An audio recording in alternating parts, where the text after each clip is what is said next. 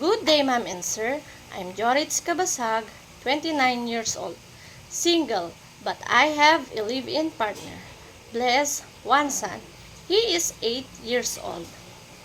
I am a college graduate, took Bachelor of Science in Information Technology.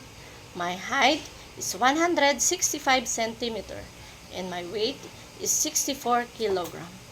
I have experience here in the Philippines since December 2020 to December 2024. I serve 4 members to the family, 2 adults and 2 children. They are 7 years old and 3 years old, 1 boy and 1 girl.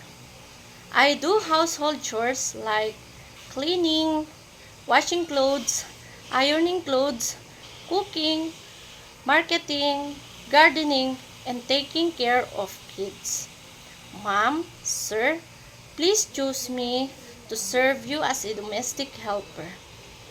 I am a trustworthy, obedient, and hardworking person.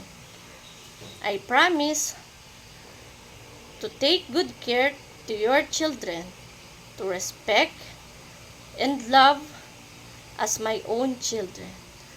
Thank you and God bless.